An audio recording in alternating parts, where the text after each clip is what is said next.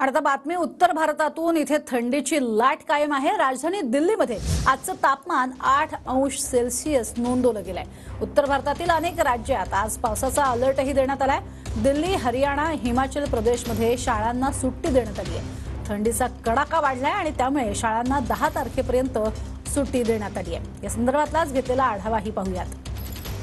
राजधानी दिल्लीसह उत्तर भारतामध्ये थंडीची लाट जी आहे ती अजूनही कायम आहे। आजचं देखील तापमान जे आहे राजधानी दिल्लीतलं ते 8 डिग्रीपर्यंत येऊन पोहोचलेलं आहे। मी सध्या आहे इंडिया गेट परिसरामध्ये। मोठ्या प्रमाणामध्ये या ठिकाणी धुकं देखील आपल्याला दिसतंय। इंडिया गेटची जी वास्तू आहे ती धुसर प्रमाणामध्ये दिसते, त्यामुळे आजची व्हिजिबिलिटी जी आहे ती जवळपास 400 मीटरवर येऊन पोहोचलेली आहे आणि 8 पर्यंत तापमान आल्यामुळे थंडीची जी लाट आहे ती अजूनही कायम आहे। उत्तराखंड, जम्मू काश्मीर त्याचबरोबर हिमाचल प्रदेशातल्या अनेक भागांमध्ये बर्फवृष्टी कायम होते। तर दुसरीकडे या कडाक्याच्या थंडीमध्ये आपण पाहतोय 26 जानेवारी अर्थात प्रजासत्ताक दिनाची जी तयारी आहे ती या ठिकाणी कर्तव्य पथावर सुरू आहे। आसन व्यवस्था बाजूला आपण पाहतोय, त्याचबरोबर वेगवेगळी सुरक्षा दलं जी आहेत त्यांचं संचलनाचा जो सराव आहे तो देखील राजधानी दिल्लीमध्ये पाहायला मिळतोय। अनेक भागातल्या शाळांना 10 तारखेपर्यंत सुट्टी देण्यात आलेली आहे। 10वी पर्यंतचे क्लासेस, कोचिंग क्लासेस असतील किंवा खाजगी शाळा, सरकारी शाळा असतील त्या भरवू नयेत असे देखील जे आदेश आहेत ते देण्यात आलेले आहेत।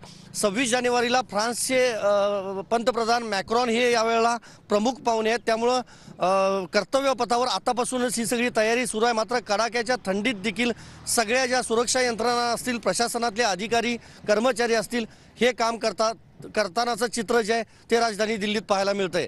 व्हिडिओ जर्नलिस्ट विनोद कुमारसह मी संदीप राजगोळकर, TV9 मराठी, नवी दिल्ली।